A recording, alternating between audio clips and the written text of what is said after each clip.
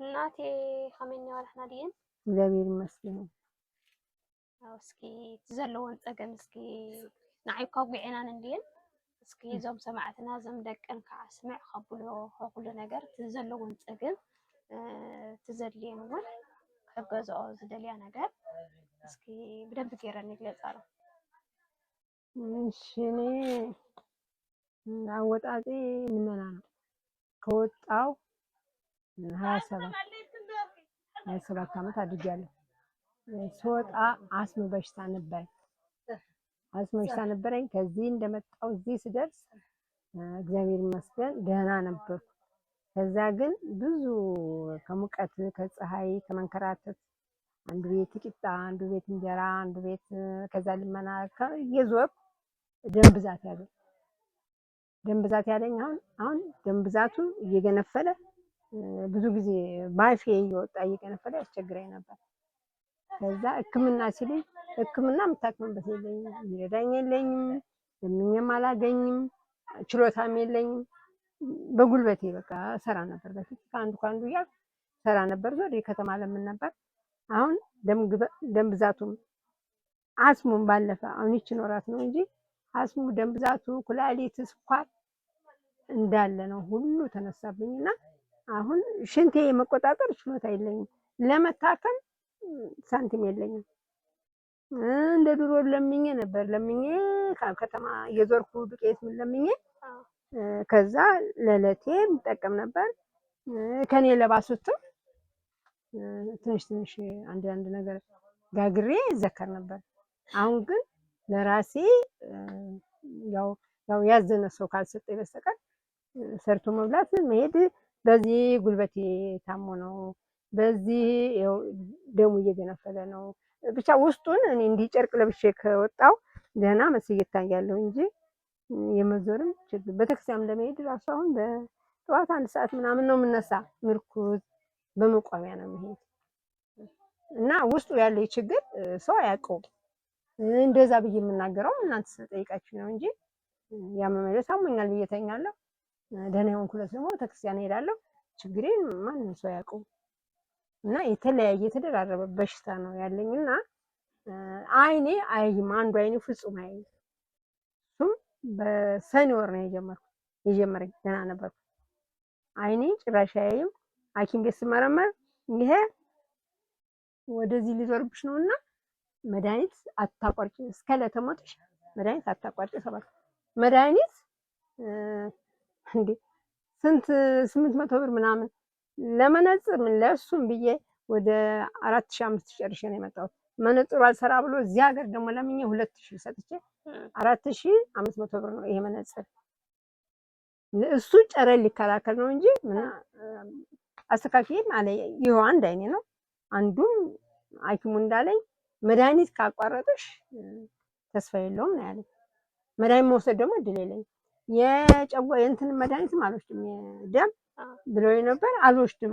አንድ ቀን ከተቋረጠ የባሰ ነው እና ዝም ብሎ እግዚአብሔር የጠራኝ ጊዜ ውሰደኝ ብዬ መድኃኒት አልወስድም። አይኔም እንደዚህ ያው የእመቤታችን ጸበል ጠዋትም ማታም የእመቤታችን ጸበል ቀባዋለሁ። ሲነሳ ያመኛል፣ ማየት ግን አያይም። ዝናይ ደም ግፊት ናይ ስኳር ብቅርሺ ድዩ ዝመፅእ ኮይኑት መድሓኒት? አዎ ለቅርሹ በጎዚ ድዩ ዝመፅእ ኮይኑ? አዎ ሕክምና ከዛ ይዤ የመጣሁት ማለት ነው 650 ብር ያመጣኋት አንድ ብልቃጥ ምናልባት ከቆየች ወር ነበር። ወር እኔ አልተጠቀምኩም። ለምን ሌላ ታመምኩ፣ ደም የገነፈለ ኩላሊቴ ሁሉ ተያዘብኝና ያው ወደ 3 ወር ምናምን ተኝቻለሁ። ስለዚህ መድኃኒቱ ያስታወሰው የለም፣ አልተጠቀምኩበትም። ከዛ በኋላ 650 ብር ከየት ላምጣው እና ደግሞ መቆረጥ የለበትም ተባልኩ።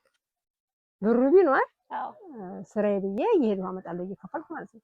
ሕክምና እስ መድሓኒት ከይወስዶስ ቅርሺ ስለዘይብል ለንቲ መድሓኒት ከየቋርጾሞ ዝባእሰ ከይኮነን ታየን ማለት ነው። አዎ ይጠፋል፣ ይሄኛውም ይጠፋል። ይሄኛው የለም የግራይኔ አይ ይችኛዋ ነች የምታየው። እሱ ከመድኃኒቱ ካቋረጠ ይጠፋል ነው ያለኝ ሐኪሙ ዶክተሩ። ይሄ መቀሌ ሄጄ ነው እንደዛ የተባልኩት። እዚህ መጥቼም እዚህም አለ ዶክተር እንደዛው አለኝ። እኔ ለእንትን ለመባያ ለመመርመሪያ 400 ብር ከፍዬ ወጣሁ። ምንም ኪኒን አልሰጠኝ እንትን አልሰጠኝ።